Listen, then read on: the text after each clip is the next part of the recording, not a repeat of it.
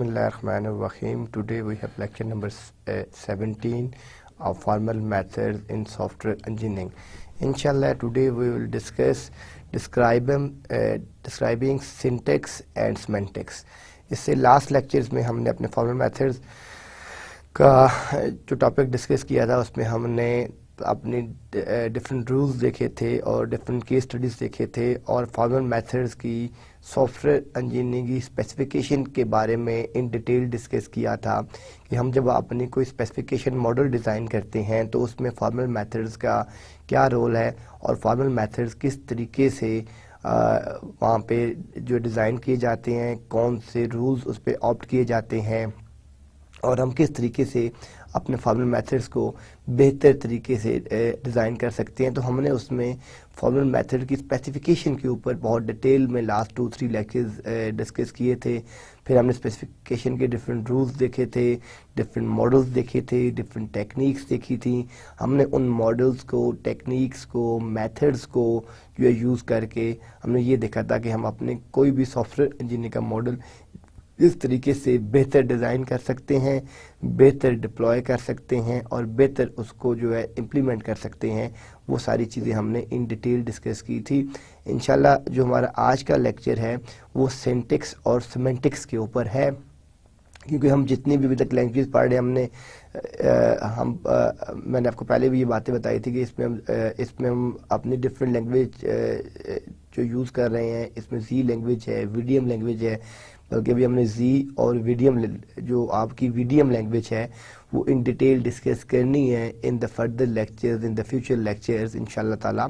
तो इसी तरह जिस तरह हमने पहले जिस तरह हमने प्रीडिकेट लॉजिक देखा, जिस तरह हमने प्रोपोजिशन लॉजिक देखा, इसी तरीके से जो आपके फॉर्मल मेथड्स के डिफरेंट सिंटैक्स होते हैं और जो डिफरेंट सेमेंटिक्स हैं उनका भी बहुत इंपॉर्टेंट रोल है फॉर्मल मेथड्स के अंदर। तो फॉर्मल मेथड्स के अंदर जो डिफरेंट सिंटैक्स हैं और जो डिफरेंट सेमेंटिक्स हैं उसको किस तरीके से यूज़ कर सकते हैं, उसके बेसिक रूल्स क्या हैं, उसकी बेसिक रेगुलेशंस क्या हैं, ठीक है, उनकी क्या टेक्निक्स हैं और फॉर्मल मेथड के साथ उनका क्या रिलेशन है और हम उनको फॉर्मल मेथड के साथ किस तरीके से लिंक कर सकते हैं, ये इंशाल्लाह ताला हम अपने आज के लेक्चर में सारी चीज़ें इन डिटेल डिस्कस करेंगे।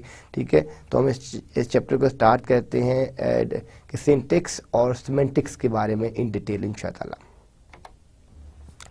अब सबसे पहले हम डिस्कस करते हैं सेमेंटिक्स को कि how do we describe the meaning of a program. देखिए, हमने इससे पहले अभी ये कहा था जब भी हम अपना कोई सॉफ्टवेयर डिज़ाइन करने जाते हैं तो हमने यही टेक्निक्स पढ़ते आ रहे हैं, यही मेथड्स डिस्कस करते आ रहे हैं कि सबसे पहले हम SRS जो है डिफ़ाइन करते हैं, सॉफ्टवेयर रिक्वायरमेंट स्पेसिफिकेशन के बारे में बात करते हैं कि सॉफ्टवेयर रिक्वायरमेंट स्पेसिफिकेशन क्या है, ठीक है, किस तरीके से गैदरिंग की जाती है। अब जो भी बीइंग अ सॉफ्टवेयर इंजीनियर और बीइंग अ सॉफ्टवेयर डेवलपर, जो सॉफ्टवेयर इंजीनियर है और या जो सॉफ्टवेयर डेवलपर है उसका जो टास्क है वो रिक्वायरमेंट गैदरिंग है। जब स्टार्ट में वो अपने सिस्टम की, अपने जो भी उसने जिसको ऑटोमेट करना है वो उसकी डिफरेंट रिक्वायरमेंट गैदरिंग करता है और रिक्वायरमेंट गैदरिंग के बाद उन रिक्वायरमेंट की बेसिस के ऊपर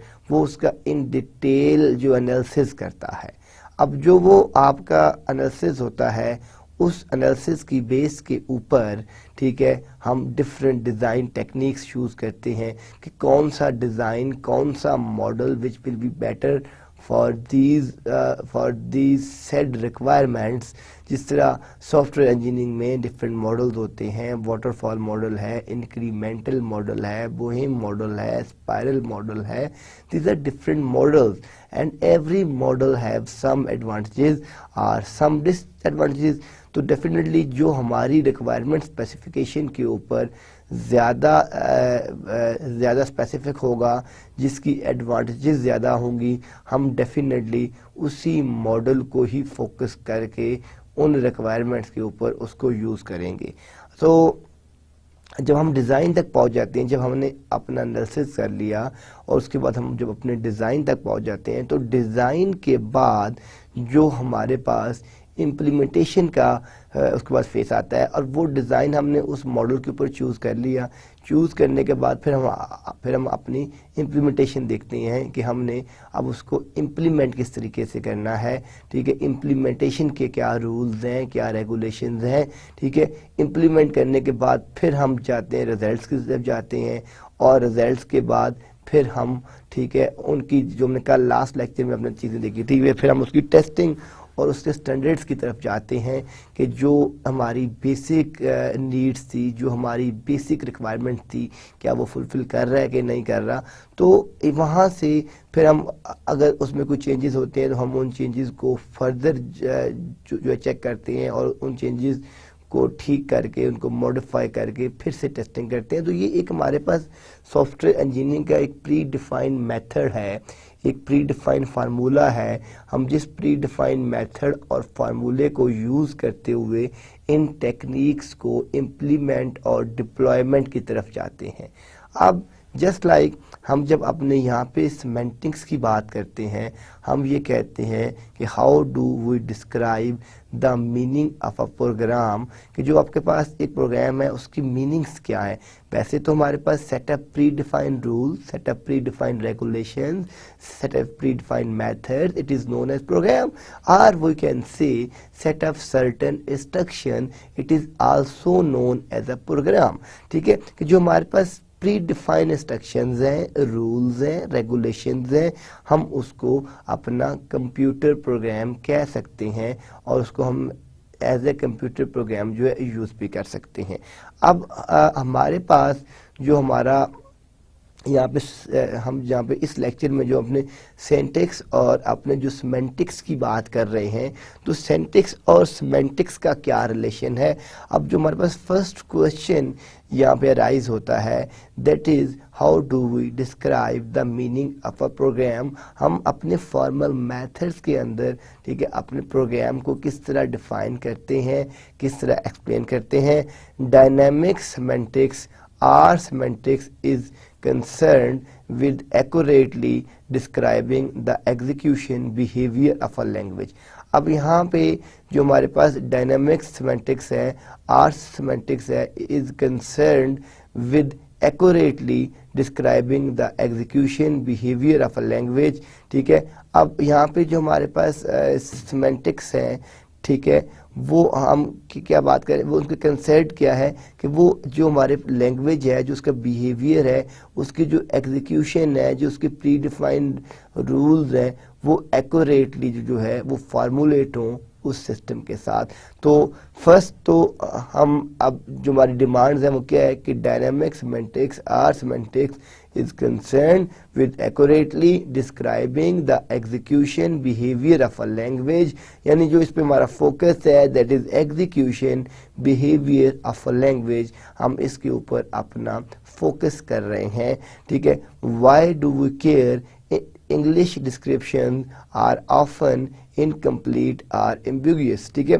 अब हमारे पास जो क्वेश्चन यहाँ पे रेज होते हैं, फर्स्ट क्वेश्चन क्या है कि हम ये कहते हैं कि वाई डू वी केयर, हम केयर क्यों करते हैं, क्योंकि हमारे पास जितनी भी इंग्लिश की डिस्क्रिप्शंस हैं वो एक इनकम्प्लीट होती हैं और एम्बिग्यूअस होती हैं, लिजिटिमेट रिक्वायरमेंट्स को फुलफिल नहीं कर रही होती, या सेंटेंस का जो फोकस होता है वो क्लियर नहीं हो रहा होता, इसलिए हम उसको एम्बिग्यूअस कहते हैं, ठीक है।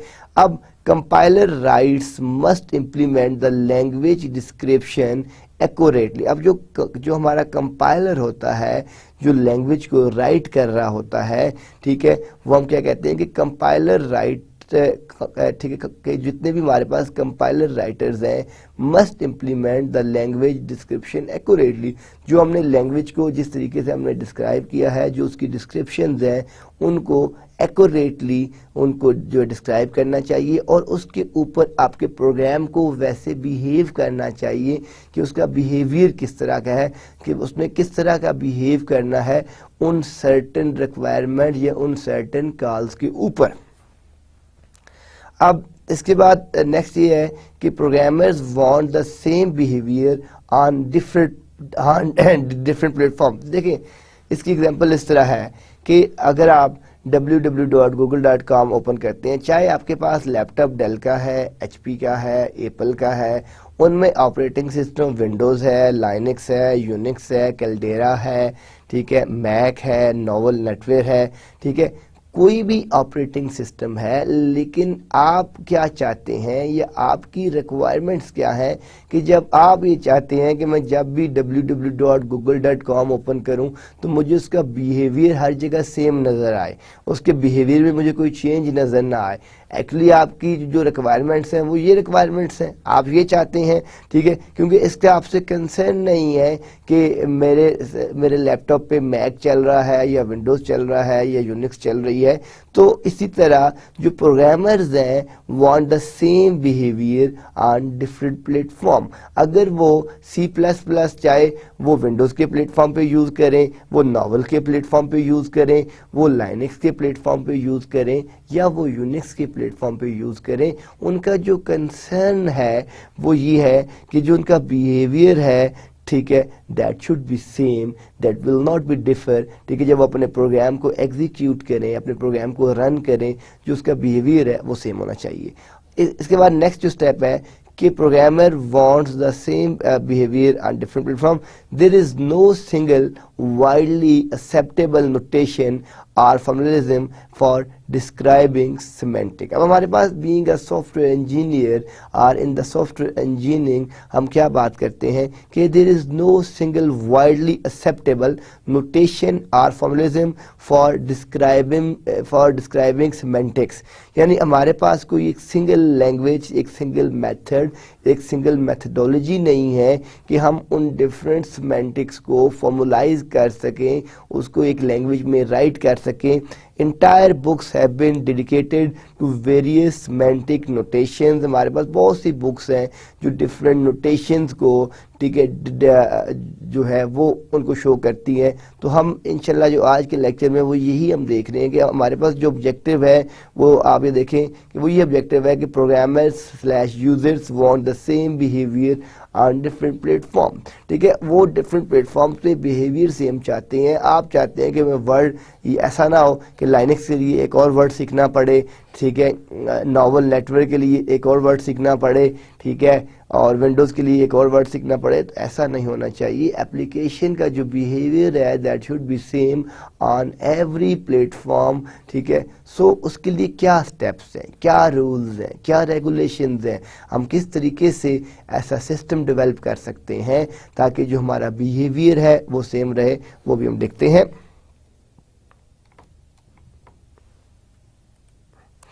अब इसमें हमारे पास जो है वो ऑपरेशनल सिमेंटिक्स हैं, जो हमारे पास ऑपरेशनल सिमेंटिक्स हैं, ठीक है, describing the meaning of a program by executing its statements on a machine. देखिए, हमें ये बात तो पता है, हम जब अभी अगर आप चैट कर रहे हैं, ठीक है, एक बंदे से आप एक मैसेज सेंड करते हैं तो वो आपकी यूज़र इन्फॉर्मेशन है, या आप एक लेटर राइट कर रहे हैं तो वो यूज़र इन्फॉर्मेशन, आप उसको जब USB पे, CD पे, DVD पे किसी पे कॉपी कर लेते हैं, that is known as data. आपको डाटा है, अब जब डाटा सेंड करते हैं तो डाटे के डिफरेंट सेगमेंट्स बनते हैं। ठीक है, अब ये आप जो आपके यूज़र की इन्फॉर्मेशन है, आप में एक मेल टाइप करते हैं, ठीक है, न्यू करते हैं, कंपोज करते हैं, बटन प्रेस कर देते हैं, आपको मैसेज मिलता है your mail has been sent, आपकी मेल भेज दी गई, but you don't know from which protocol, from which technology, from which platform, but आपको ये पता है कि आपकी मेल सेंड हो गई है। ठीक है, आप एक मैसेज हेलो का टाइप करते हैं मैसेंजर के ऊपर, वो सेंड हो जाता है। अब इसके बैकएंड के ऊपर क्या चीज़ें हैं, एक्चुअली आपकी जो यूज़र की इन्फॉर्मेशन है वो डाटे में कन्वर्ट हो रही है, और जो आपका वो डाटा है वो डाटा आपका सेगमेंट्स में कन्वर्ट होता है, और वो जो आपके सेगमेंट्स हैं वो सेगमेंट्स आपके डिफरेंट पैकेट्स में कन्वर्ट होते हैं, और वो जो पैकेट्स हैं आपके वो डिफरेंट फ्रेम्स में कन्वर्ट होते हैं, और फ्रेम आपकी बिट्स में कन्वर्ट होती हैं, और बिट्स 1010 है, और वो आपका एक इलेक्ट्रोमैग्नेटिक सिग्नल है जो वोल्टेज को डिफाइन करता है, और आपकी ये जो केबल्स वायर पे जो मूवमेंट है that is different voltage levels.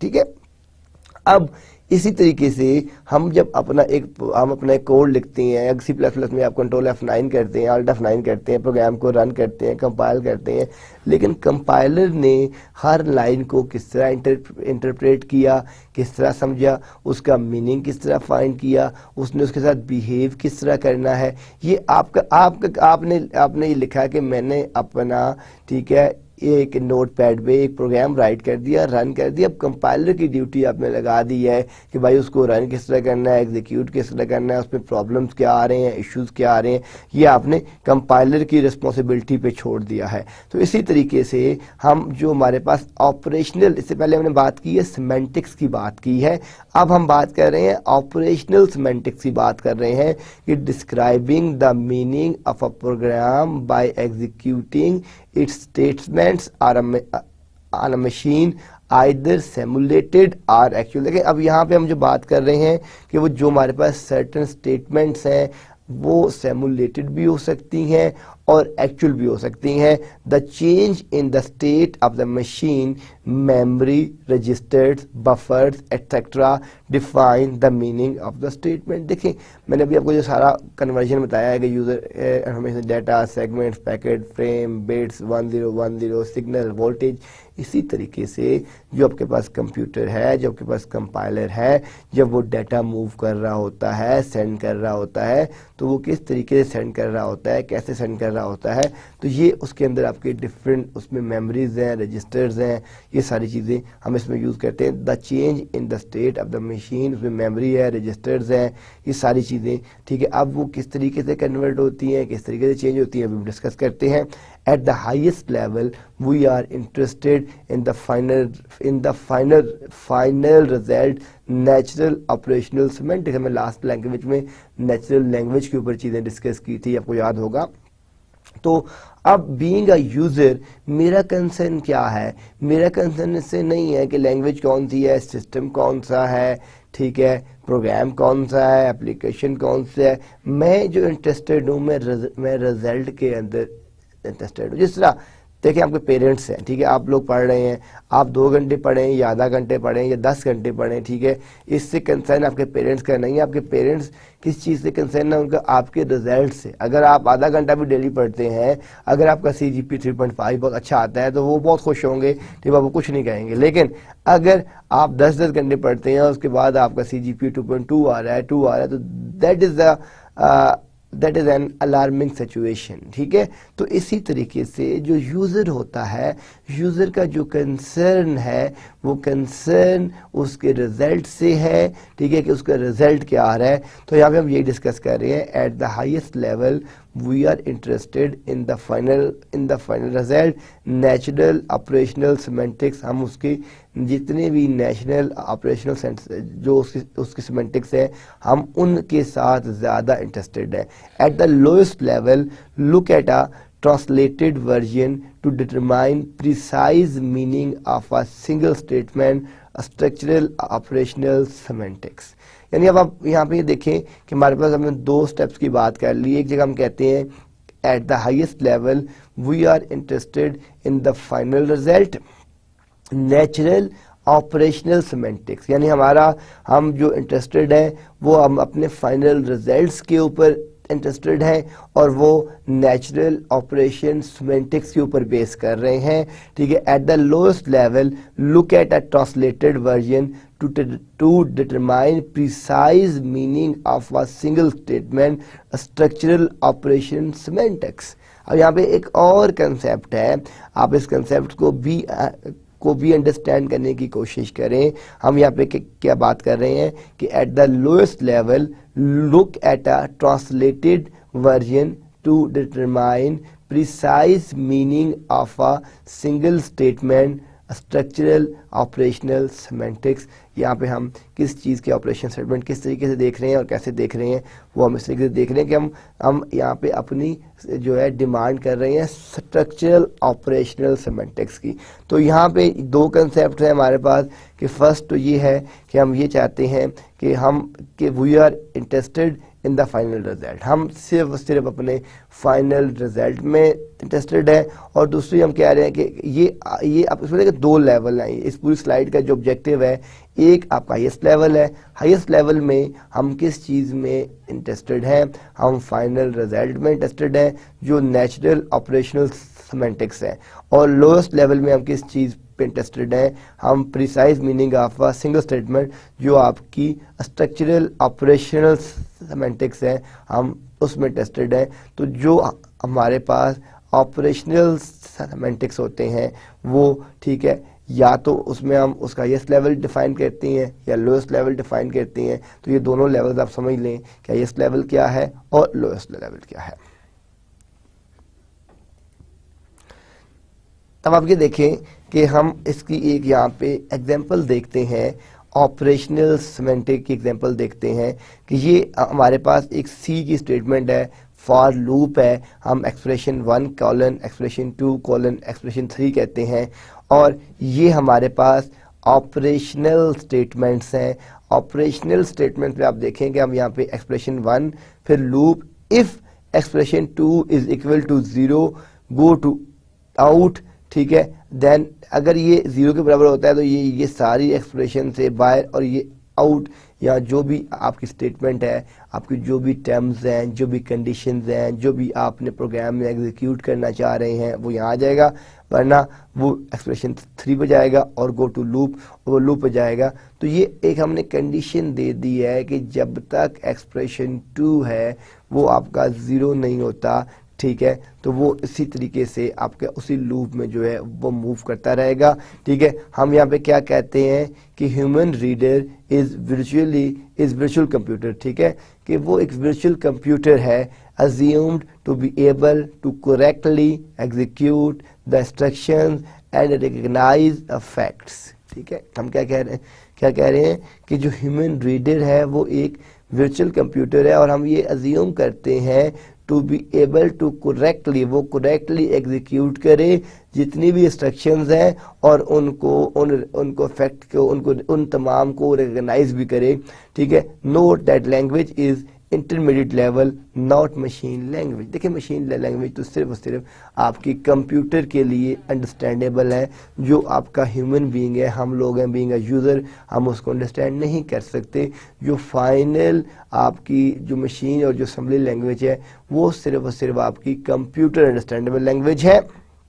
हम जो काम कर रहे होते हैं हम इंटरमीडिएट लेवल पे या हाई लेवल लैंग्वेज के ऊपर काम कर रहे होते हैं, लेकिन जो फाइनल जितनी चीज़ें होती हैं वो सारी की सारी जो आपकी ऑपरेशंस होती हैं, जो आपकी मैनिपुलेशंस होती हैं, वो सारी की सारी जो है मशीन लेवल लैंग्वेज पे होती है, लो लेवल लैंग्वेज पे होती हैं। तो यहाँ पे ये आप देखें तो ये हमारे पास एक छोटी सी एग्जाम्पल थी कि जो ऑपरेशनल सिमेंटिक्स होते हैं हम उनको किस तरीके से यूज़ कर सकते हैं।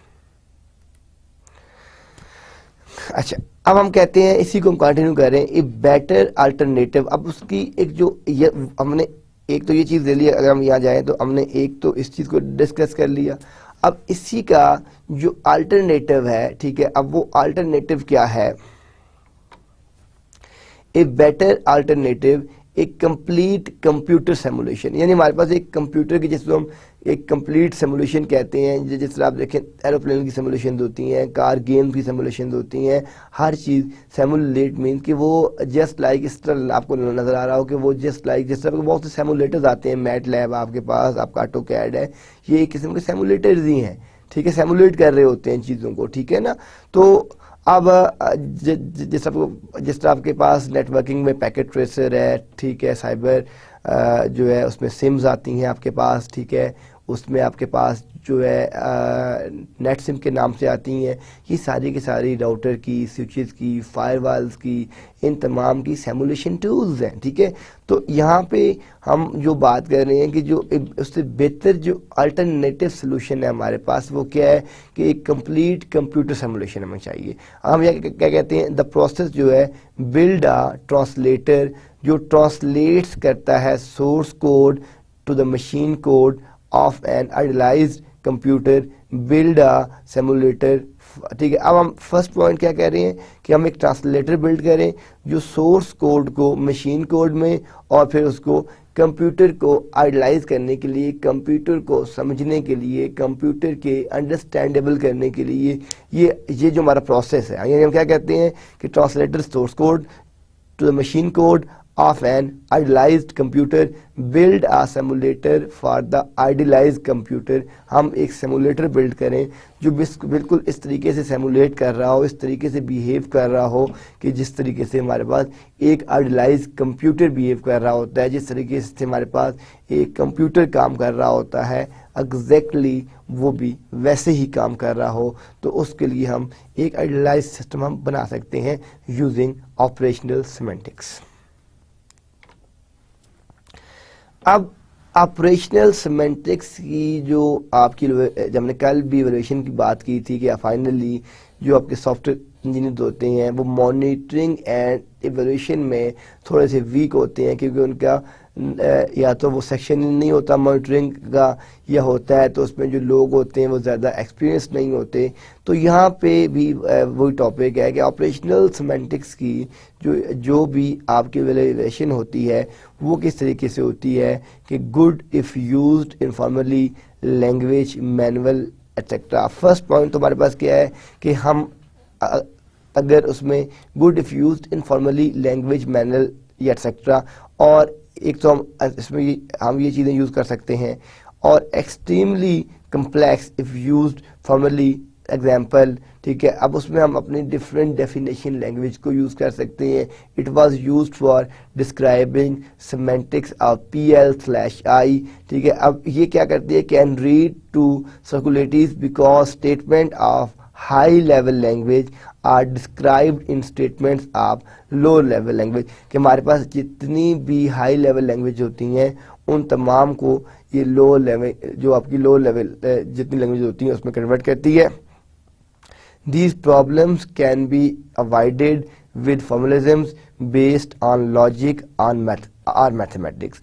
यानी ये जितने भी प्रॉब्लम्स हैं हम इनको अवॉइड कर सकते हैं, ठीक है, किस तरीके से कर सकते हैं, ठीक है, हम इनको, ठीक है, this problems can be avoided with the formalisms based on logic और मैथमेटिक्स। हमने इससे पहले हम ये हम पढ़ते आ रहे हैं कि जितने भी फॉर्मल मेथड्स हैं उनको हम बेहतर हम जो यूज़ कर रहे हैं उसमें डिफरेंट मैथमेटिक्स यूज़ कर रहे हैं, डिफरेंट लैंग्वेज यूज़ कर रहे हैं, डिस्क्रीट मैथमेटिक्स यूज़ कर रहे हैं, उसमें हम अपना ऑटोमेटा यूज़ कर रहे हैं, ठीक है। तो ये हम डिफरेंट चीज़ें यूज़ कर रहे हैं अपने ऑपरेशनल सिमेंटिक्स की इवैल्यूएशन के लिए कि हम उसको किस तरीके से इवैल्यूएट कर सकते हैं बेहतर रिजल्ट्स के लिए। देन नेक्स्ट जो हमारा कंसेप्ट है एक्सियोमेटिक सिमेंटिक्स, वो तो आपके पास ऑपरेशनल सिमेंटिक्स से। अब जो हमारा नेक्स्ट जो है जो टॉपिक है छोटा सा, that is known as axiomatic semantics based on formal language predicate calculus. अब हम प्रीडिकेट, इसलिए मैंने आपको पहले पढ़ा दिया था कि प्रीडिकेट मैथमेटिक्स और प्रोपोजिशनल मैथमेटिक्स या प्रीडिकेट लॉजिक और प्रोपोजिशन लॉजिक हम जो है इससे पहले जो है लेक्चर नंबर आई थिंक 13 और 14 में हमने इन डिटेल डिस्कस कर लिया था कि प्रीडिकेट लॉजिक क्या होता है और आपका जो है वो जो है प्रोपोजिशन लॉजिक क्या होता है। तो अभी ये जो एक्सियोमेटिक सिमेंटिक्स है इसमें वही कंसेप्ट यूज होंगे। हम क्या कह रहे हैं कि बेस्ड, ये किस पे बेस्ड करता है, और फॉर्मल लैंग्वेज प्रीडिकेट कैलकुलस, ठीक है।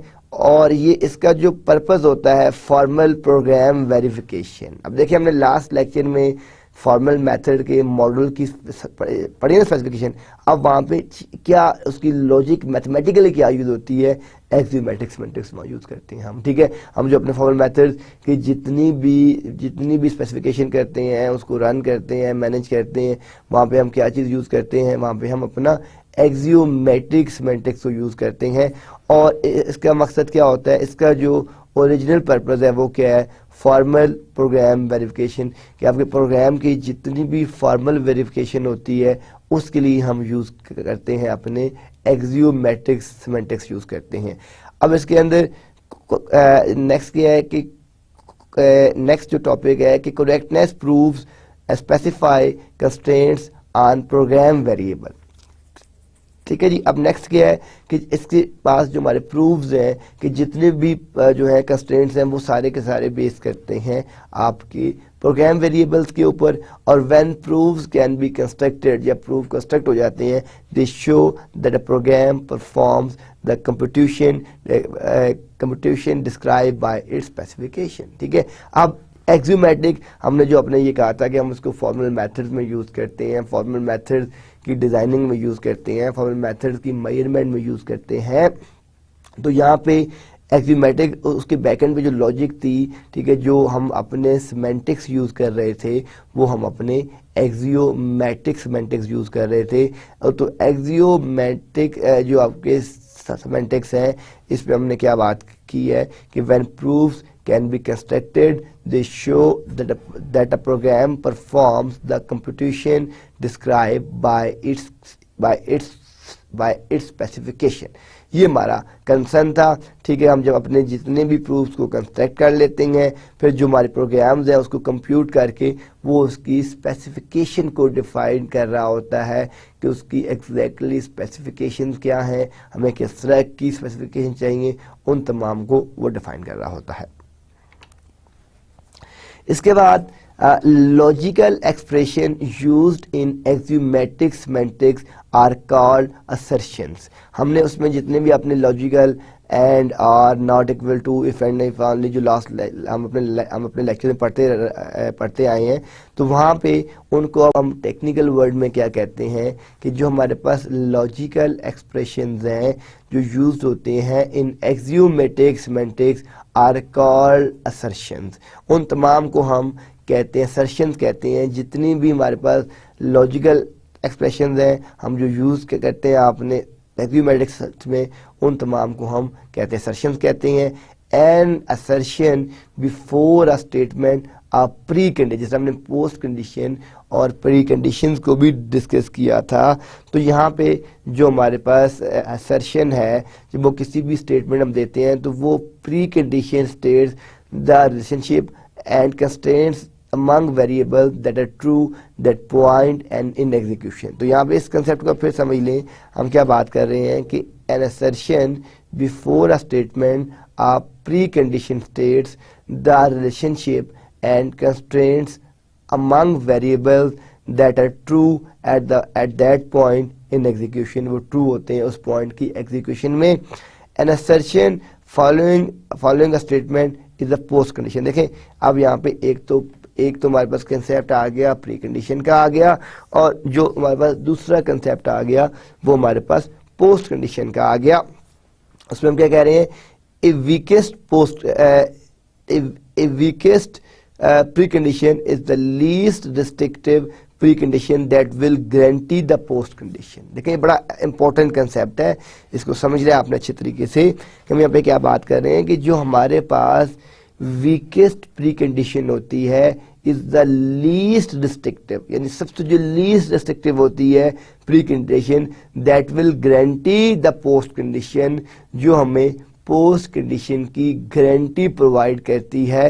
ठीक है, तो हम इसलिए अपनी पोस्ट कंडीशन को सेट करते हैं, यानी ये जो स्टेटमेंट है an assertion following a statement is a post condition। Why we are doing this? Because a weakest precondition is the least restrictive precondition that will guarantee the post condition। ठीक है, तो ये हमारे पास एक्सियोमेटिक सिमेंटिक्स है। ठीक है, ये लॉजिकल आपकी एक्सप्रेशन होती हैं और हम इसमें इसलिए यूज़ करते हैं कि जितने भी हमारी सिमेंटिक्स की असर्शंस होती हैं उसके लिए हम इसको यूज़ करते हैं। अब यहाँ पे आप एक्सियोमेटिक्स की जो सिमेंटिक्स फॉर्म है वो अभी हम डिस्कस करेंगे उसकी एग्जांपल के थ्रू कि उसमें प्री कंडीशन क्या है और पोस्ट कंडीशन क्या है। आप ये देखें कि इसमें जो है एक तो प्री है एक पोस्ट है। हम ये जो पी है, ठीक है, ब्रेसेस पी, ये हमारे पास प्री कंडीशन है। फिर यानी फिर स्टेटमेंट, और फिर यानी अगर ये ट्रू होगी तो फिर आपकी ये वाली कंडीशन ट्रू होगी। अगर आपकी ये कंडीशन ही ट्रू नहीं होती तो आपकी ये कंडीशन भी ट्रू नहीं होगी। तो ये हमारे पास प्री कंडीशन है और ये हमारे पास पोस्ट कंडीशन है। अब यहाँ पे एग्जांपल क्या है कि a is equal to b plus 1 और a ग्रेटर देन 1। अब जो a है वो b प्लस 1 है और वो ऑलवेज जो a है वो हमेशा 1 से ग्रेटर है कि हम जब भी इसकी वैल्यू लेंगे अब तो यानी ये है कि b एटलीस्ट 1 होगा। ठीक है ना, क्योंकि जब उसे 1 है तो b इससे हम अगर b 0 करेंगे तो वो दोनों इक्वल, ये फॉल्स हो जाएगी स्टेटमेंट। तो यहाँ पे हम जब भी यूज़ करेंगे उससे जो आपकी b की जो एटलीस्ट वैल्यू होगी that will be 1। Possible pre condition क्या है कि b ग्रेटर देन 10 और वीकेस्ट प्री कंडीशन क्या है कि b ग्रेटर देन 0। यानी अब ये देखेंगे जो यहाँ पे जो मैंने बात की कि बी जब भी होगा वो 0 से आपका लार्जर होगा, तो ये इसकी वीकेस्ट प्री कंडीशन है, ठीक है। तो जो इसकी वीकेस्ट प्री कंडीशन है, हम अगर यहाँ पे पुट करते हैं 0+1 करते हैं तो ये सबसे वीकेस्ट प्री कंडीशन है। और जो इसकी पॉसिबल प्री कंडीशन है बी आप 10 से बड़ा कर दें, तो हम जब यहाँ पे बी 1+1 करते हैं तो 2 आता है, तो डेफिनेटली इससे बड़ा है। तो ये हमारे पास इसमें हमने अपनी पॉसिबल प्री कंडीशन भी बता दी और हमने अपनी जो वीकेस्ट प्री कंडीशन है वो भी बता दी। तो ये एक छोटी सी सिंपल सी एग्जांपल थी जिसमें हमने अपनी एक्सियोमेट्रिक जो हमारी सिमेंटिक फॉर्म्स हैं वो किस तरीके से काम कर रही हैं उसको जो डिस्क्राइब किया है। देन हमारे पास जो प्रोग्राम प्रूफ प्रोसेस है, अब हमने नेक्स्ट जो हमारा कंसेप्ट है कि जो हमारे प्रोग्राम्स हैं उनके जो प्रूफिंग के प्रोसेसेस हैं वो क्या है। The post condition for the entire program is the desired result, ठीक है। अब यहाँ पे जो कंसेप्ट समझने की कोशिश करें आप कि हम क्या बात कर रहे हैं कि the post condition for the entire program is the desired result. जो हमारे पास डिजायर्ड रिजल्ट है, जो पोस्ट कंडीशन है, जो मेथड्स हैं, रूल्स हैं, ठीक है, वो हम पूरे जो हमारे पास इंटायर प्रोग्राम है उसके डिजायर्ड रिजल्ट के लिए यूज करते हैं। Work back through the program to the first statement, जो हमारे पास वर्क बैक है, ठीक है, the program to the first statement, ठीक है, वो उसकी जो फर्स्ट स्टेटमेंट है उसके लिए यूज करते हैं। If the precondition on the first statement is the same as the program specification, the program is correct। okay? अगर precondition on the first statement is the same, ठीक है, as the program specification, the program is correct। अब यानी हम यहाँ पे जो बात कर रहे हैं कि if the precondition on the first जो हमारी first statement है वो same है तो जो हमारी program specification है वो भी correct है, वो भी okay है। An axiom is a logical statement that is assumed to be true। जो हमारे पास axiom है ये एक logical statement है और हम इसमें ये assume करते हैं कि ये जो statement है that should be true।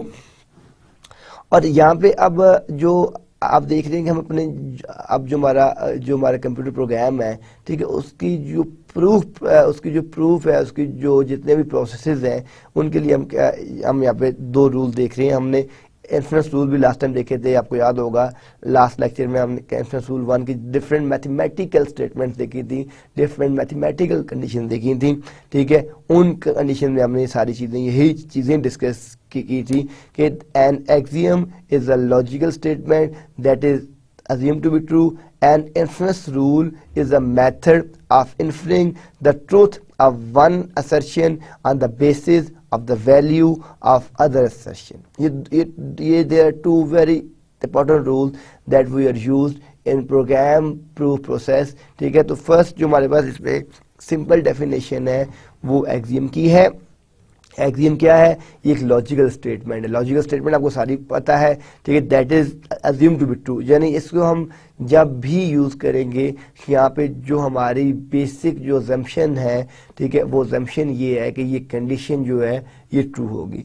और जो हमारे पास इन्फ्रेंस रूल है is a method of inferring, ये एक मेथड है of inferring the truth of one assertion, जो truth of one assertion on the basis of the value of other assertion. यानी अगर एक आपकी सर्शन है जो उसकी ट्रूथ है वो किस चीज़ पे बेस कर रही है, जो उसकी दूसरी सर्शन है जो उनकी वैल्यूज आ रही हैं उसकी बेसिस के ऊपर हम कह रहे हैं, ठीक है, method of inferring the truth of one assertion, जो एक आपकी सर्शन हुई है on the basis of the value of the remaining और अदर सर्शन, उसकी बेस के ऊपर हम उसको इन्फ्रेंस रूल कह रहे हैं। तो ये हमारे पास 2 कंसेप्ट है यहाँ पे, एक एक्सियम का और दूसरा इन्फ्रेंस रूल का। The use axiomatic semantics with the given programming language either for correctness proofs for the formal semantic specification, ठीक है। यहाँ मैं इसको फिर रिपीट करता हूँ कि जो हमारे पास the use axiomatic semantics with the given programming language with the given programming languages either for correctness proofs or for formal semantic specification must have either an axiom or an inference rule for each kind of statement in the language. ठीक है, तो अब यहाँ पे जो हमारे पास axiomatic के जितने भी सेमेंटिक्स हैं, ठीक है, जितने भी रूल्स हैं, वो हम किस तरीके से यूज़ करते हैं, हम क्या बात कर रहे हैं कि the use axiomatic semantics with the given programming language either for correctness proof or for formal semantic, ठीक है, जितनी भी formal semantic जो होती हैं स्पेसिफिकेशन होती हैं must have either an axiom or an inference rule for each kind of statement in the language. ठीक है, तो ये हमारे पास जितने भी प्रोग्राम प्रूफ के जितने भी प्रोसेसेस हैं वो हम सारे के सारे यहाँ पे यूज़ कर सकते हैं, और इसमें हमारे पास जितनी भी एक्सियोमेटिक की हम बात करते हैं कि the use axiomatic semantics with the given programming, यानी कोई भी लैंग्वेज है, C++ है, जावा है, कुछ भी है, ठीक है,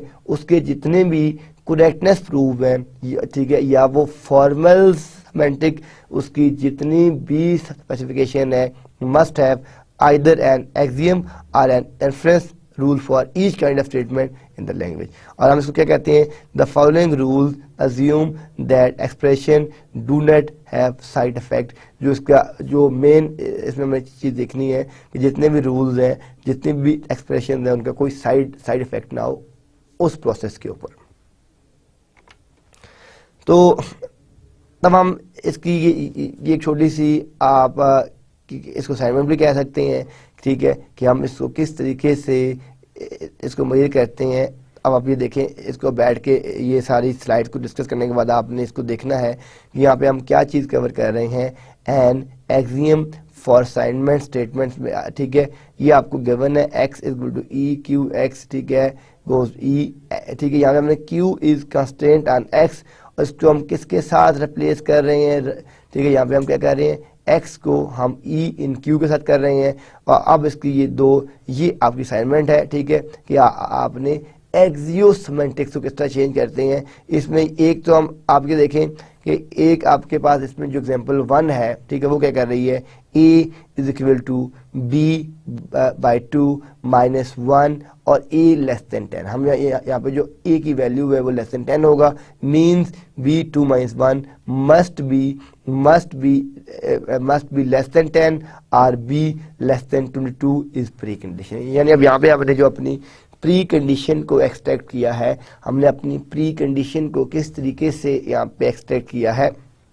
तो आप ये देखें कि हम यहाँ पे ये कह रहे हैं कि जो कि या तो वो 10 से लेस है या b आपका 22 से लेस है। और दूसरी एग्जांपल आप देखें, हम सेकेंड एग्जांपल में क्या कर रहे हैं, हम कह रहे हैं x is equal to x plus y minus 3, ठीक है, ब्रेसेस x ग्रेटर देन 10, ठीक है, means x plus y minus 3 greater 10, so y greater 13 minus x, ठीक है, okay for variable to be on both sides. ठीक है, अब ये हमारे पास देयर आर 2 एग्जांपल्स, ठीक है, जिसमें हम अपने डिफरेंट एक्सियोमेटिक सेमेंटिक्स को डिस्कस कर रहे हैं। इस एग्जांपल में अगर आप देखें तो ये बड़ी सिंपल सी एग्जांपल है। इसमें हम क्या बात कर रहे हैं, हम ये कह रहे हैं कि x is equal to x plus y minus 3 और x ग्रेटर देन 0। अब यहाँ पे हम इसका मतलब क्या है कि x plus y minus 3 greater than 10, so y greater than 13 minus x, तो y होगा वो डेफिनेटली। आप इसको अगर इसको कैलकुलेट कर लें, इसको मैनिपुलेट कर लें इस इक्वेशन को, तो y क्या होगा, वो 13 माइनस एक्स होगा। और okay for variables to be on both side, जो दोनों साइड में जो वेरिएबल्स हैं वो ओके हैं। तो ये हमारे पास एक छोटी सी इसकी एग्जांपल थी, हम इसको किस तरीके से यूज कर सकते हैं अपने एक्सियोमेट्रिक सेमेंटिक्स में। फिर हम इसी अब इसके जो कंसीक्वेंस हैं कि जो हमारे पास एक्सियोमेट्रिक सेमेंटिक्स की कंसीक्वेंस हैं, वो कंसीक्वेंस क्या है, ठीक है, उसकी क्या क्या रीजंस हैं, उन कंसीक्वेंस को हम किस तरीके से यूज कर सकते हैं। x ग्रेटर देन 3, ठीक है, x is equal to x minus 3, x greater than 0 using assignment axiom. यानी अब ये देखें कि ये जो एक्सियोमेटिक सेमेंटिक्स थी, जो असाइनमेंट है, ठीक है, तो हम यहाँ पे हम क्या बात कर रहे हैं कि using assignment axiom x is equal to x minus 3 x greater than 0 produce जो है produce pre condition of x greater than 3 which prove this statement. यानी आप इसको और से जरा इस बात पे करेंगे, हम जब ये बात करते हैं कि हमारे पास x ग्रेटर देन 3 है, ठीक है, और x is equal to x minus 3 है, ठीक है, और x ग्रेटर देन आपका इससे 0 है, तो हम यहाँ पे क्या बात कर रहे हैं कि using assignment axioms x is equal to x minus 3 x greater than 0 produce pre condition of x greater than 3 which prove the statement. What about x greater 5 x is equal to x minus 3 x greater 0 places. तो हम यहाँ पे क्या कह रहे हैं कि the rule of consequence, ठीक है, p s q p which goes p comma q q divide by p s q, ठीक है, x greater 3 x is equal to x minus 3 x greater 0 comma x greater 5, ठीक है, which goes x greater 3 comma x greater 0 which goes x greater 0 divide by x greater 5 x is equal to x minus 3 braces x greater 0। तो ये हमारे पास एक्सियोमेट्रिक semantics consequence की एक basic आप क्या example है। तब आपके पास जो ये वाली आप देखें, ये हम बैक करें तो ये असाइनमेंट की थी, ये कंसीक्वेंस है, और ये हमारे पास अब इसकी सीक्वेंस की एग्जांपल्स आ गई। सीक्वेंस की एग्जांपल में हम देखें कि हम सीक्वेंस की एग्जांपल्स को किस तरीके से यूज़ करते हैं। हम देखें S1 colon S2 colon dot dot P1 S1 P2 then P2 S2 P3। तो ये P2 आप इसमें चेक करें कि P2 P1 यानी P1 then S1 then P2 comma then P2 comma S2 comma P3 divide by P1, ठीक है, braces S1 colon S2 braces P3। तो नेक्स्ट हमारे पास है एक्सियोमेटिक स्टेटमेंट की सिलेक्शन, ठीक है। अब यहाँ पे हम जो अपनी सिलेक्शन करते हैं, वो जो हमारी सिलेक्शन है वो किस बेसिस के ऊपर होती है, हम वो सिलेक्शन किस बेसिस पे करते हैं। If B then S1 else S2, अगर B है देन S1 एल्स, यानी अब यहाँ पे हम जो अपनी प्री कंडीशन यूज़ कर रहे हैं, हम वो अपनी कंडीशन क्या यूज़ कर रहे हैं, हम ये कह रहे हैं कि if B then S1 else S2 must be proven for both true and false condition, ठीक है। अब हमने यहाँ पे अपने रूल्स जो सिलेक्शन के रूल हमने ये बता दिए हैं कि अगर if B then S1 else S2, अगर B है तो फिर S1 वरना S2 कर देना है, must be proven for both true and false, हमें दोनों ट्रू और फॉल्स कंडीशन के लिए यूज करना है। B and P S1Q comma braces not B and P S2Q divide by 1P if B then S1 else S2Q 1Q। Example if, अब यहाँ पे हम इसकी एग्जाम्पल देखते हैं कि इसकी जो यहाँ पे कंडीशंस है वो किस तरीके से हम यहाँ पे फुलफिल कर रहे हैं। Example if x greater than 0 y is equal to y minus 1 else y is equal to y plus 1, assume q is y greater than 0 then p is y greater than 1 else p is y greater than minus 1, since y greater than 1 which goes y greater than minus 1 use y greater than 1। तो अब ये हमारे पास basic axiomatic semantics की selection criteria था कि हम इसमें किस तरीके से इसको कैसे यूज़ कर सकते हैं। तो ये बिल्कुल बेसिक मैथमेटिक्स जो हम लास्ट लेक्चर में आपको मैंने डिटेल करवाया था, हम इस तरीके से इसको जो है यूज़ कर सकते हैं और डिप्लॉय कर सकते हैं। देन हमारे पास नेक्स्ट जो है वो एक्सियोमेटिक सेमेंटिक्स के अंदर प्री टेस्ट लूप्स होते हैं, ठीक है। अब जो हमारे पास प्री टेस्ट लूप्स होते हैं, प्री टेस्ट लूप्स क्या चीज़ होते हैं, ठीक है, कि P while B do S and Q, ठीक है। अब ये ज़रा इसको समझिएगा कि हम बात कर रहे हैं कि P while B do S and Q number of iteration not always known। अब हमारे पास जितनी भी आइट्रेशंस है वो हमें हमेशा नोन नहीं होती कि वो आइट्रेशन कितनी है, ठीक है, ठीक है, वो हमारे पास प्री डिफाइंड नहीं होती, हमें पता नहीं होता कि हमारे पास एग्जैक्टली आइट्रेशन कितनी है। यूज अ लूप इनवेरिएंट, ठीक है, आई एंड इंडक्शन, हम उसके लिए क्या चीज़ यूज़ करते हैं, हम उसके लिए लूप इनवेरिएंट यूज़ करते हैं, ठीक है, आई और इंडक्शन के लिए हम यूज़ करते हैं लूप इनवेरिएंट यूज़ करते हैं, ठीक है, और इसमें क्या है आई एंड बी, ठीक है, एस बेसिस आई, ठीक है, I while B do S, I and not B, हम यहाँ पे जो इसको यूज़ कर रहे हैं वो हम इसको इस तरीके से यूज़ कर रहे हैं कि हमारे पास जितनी भी नंबर ऑफ आइट्रेशन हैं वो सारी की सारी हम इसमें यूज़ कर रहे हैं इनवेरिएंट में और इंडक्शन में, और इसको यूज़ करने के लिए I and B, S I while B do S I and not B. तो ये हमारे पास एक्सियोमेटिक सिमेंटिक्स का प्री टेस्ट लूप्स हैं जो हम यहाँ पे यूज़ करते हैं।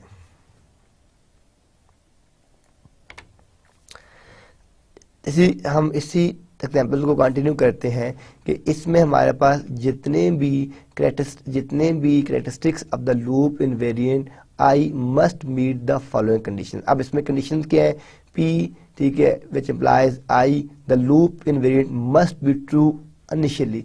यहाँ पे जो हमारे पास लूप जो भी हमारे पास लूप इनवेरिएंट है उसको मस्टली यानी इनिशियली जो है वो मस्ट ट्रू होना है, ठीक है, आई देन बी आई, यहाँ पे valuation of the Boolean must not change the validity of I, यानी आप इसमें यहाँ पे जो हमारे पास मेन रूल आ रहा है कि जो इसकी हम जब इसकी टेस्टिंग करेंगे या इसको इवेलुएट करेंगे तो जो Boolean must not change the validity of I की वैलिडिटी जो है वो चेंज नहीं होनी चाहिए।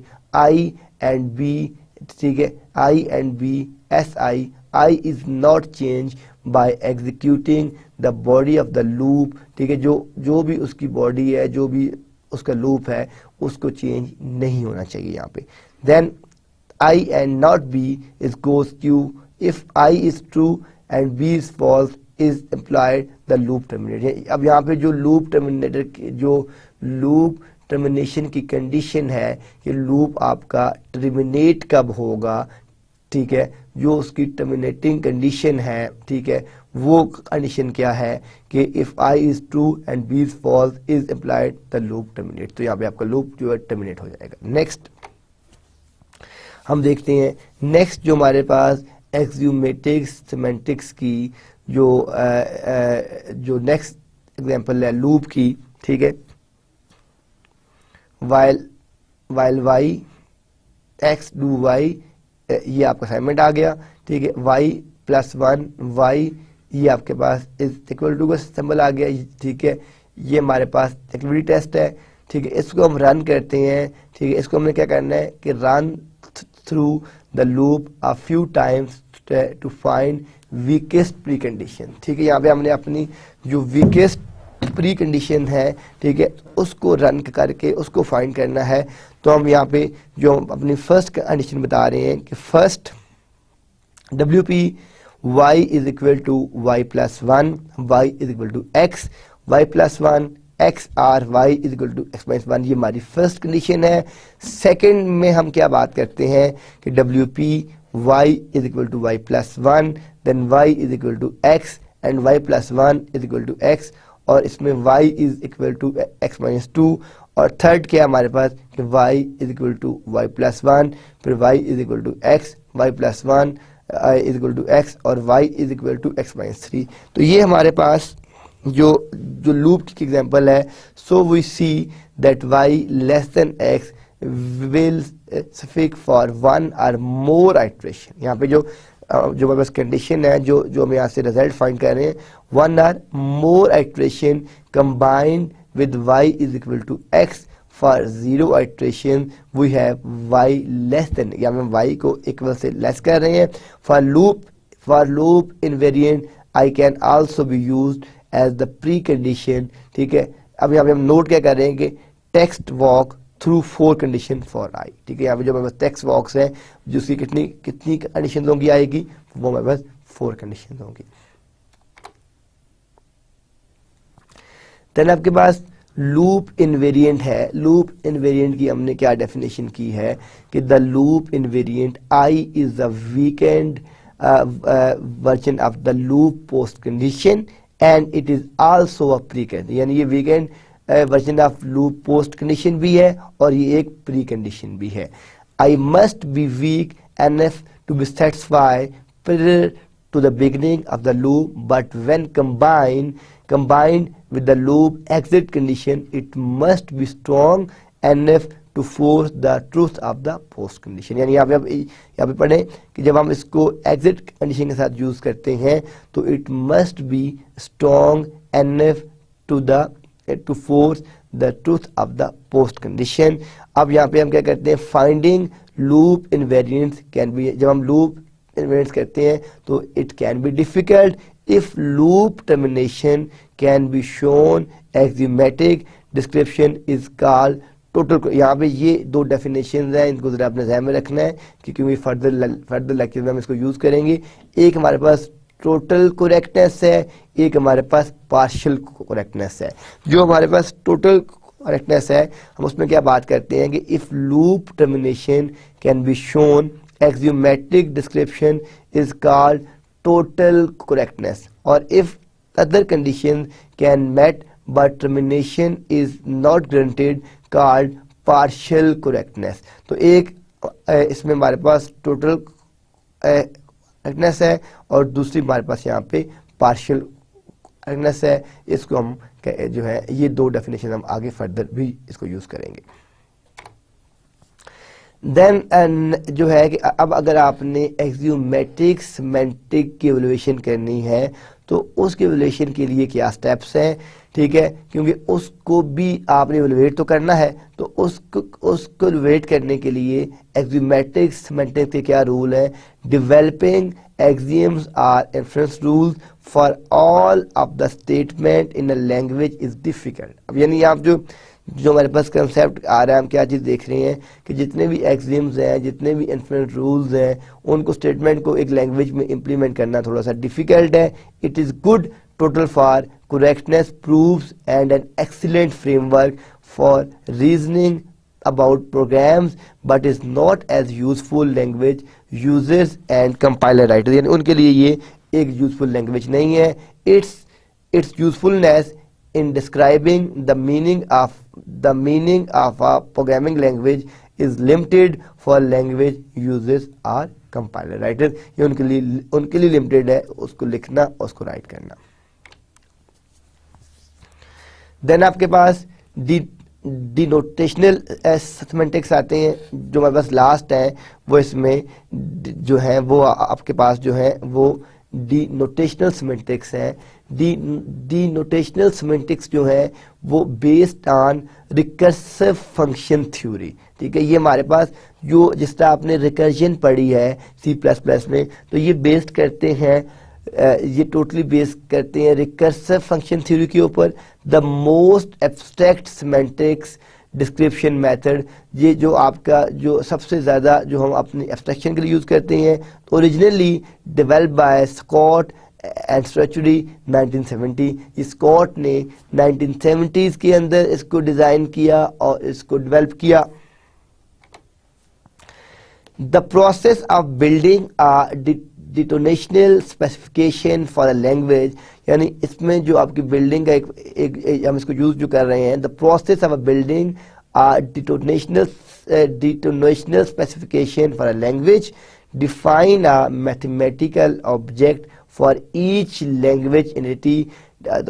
हम हर एक के लिए एक एंटिटी को यहाँ पे डिफाइन करते हैं।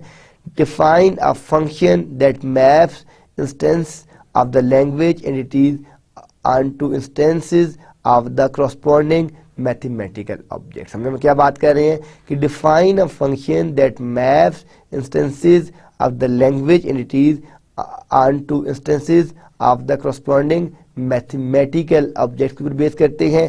The meaning of language constructs are defined by only the value of the program variable। तो इसका मतलब क्या है कि the meaning of language constructs are defined by only the values of the program variables, ठीक है। ये इसका रूल था।